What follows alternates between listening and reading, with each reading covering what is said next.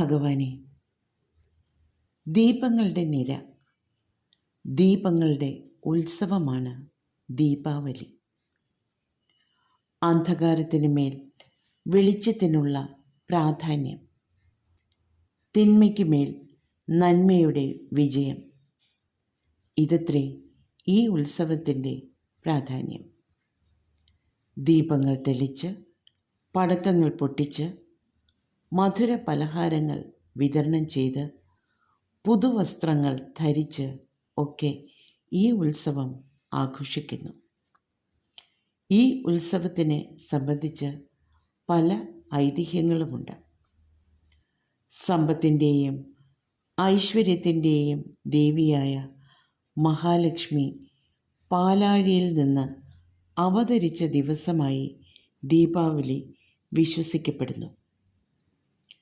സമ്പത്തിൻ്റെയും ഐശ്വര്യത്തിൻ്റെയും വർധനവിനായി മഹാലക്ഷ്മിയെയും കുബേരനെയും ആരാധിക്കുന്നു. തടസ്സങ്ങളൊന്നും വരാതിരിക്കാൻ ഗണപതി ഭഗവാനെയും പ്രാർത്ഥിക്കുന്നു. ശ്രീകൃഷ്ണൻ നരകാസുരനെ വധിച്ചതിൻ്റെ ആഘോഷമാണ് നമുക്കിവിടെ.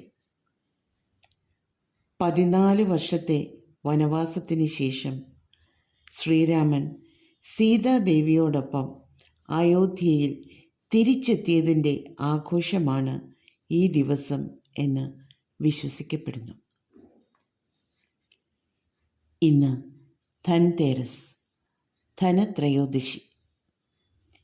വീടും സ്ഥാപനങ്ങളുമൊക്കെ വൃത്തിയാക്കി നന്നായി അലങ്കരിച്ച് ദീപം തെളിയിച്ച് ലക്ഷ്മി ദേവിയെ ക്ഷണിക്കുകയും പൂജിക്കുകയും ചെയ്യുന്നു.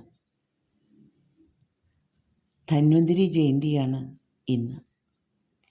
പാലാഴിയിൽ നിന്ന് അമൃത കലശവുമായി ധന്വന്തരി മൂർത്തി അവതരിച്ച ദിവസം. ആരോഗ്യത്തിൻ്റെയും ഔഷധത്തിൻ്റെയും ഭഗവാനായ ധന്വന്തരി മൂർത്തിയെ ആരാധിക്കാനുള്ള സമയം. കൃഷ്ണ ഐശ്വര്യത്തിൻ്റെ ഈ ഭാഗം ഇഷ്ടമായോ? എങ്കിൽ ഈ യൂട്യൂബ് ചാനൽ ലൈക്ക് ചെയ്യാനും ഷെയർ ചെയ്യാനും സബ്സ്ക്രൈബ് ചെയ്യാനും മറക്കരുതേ.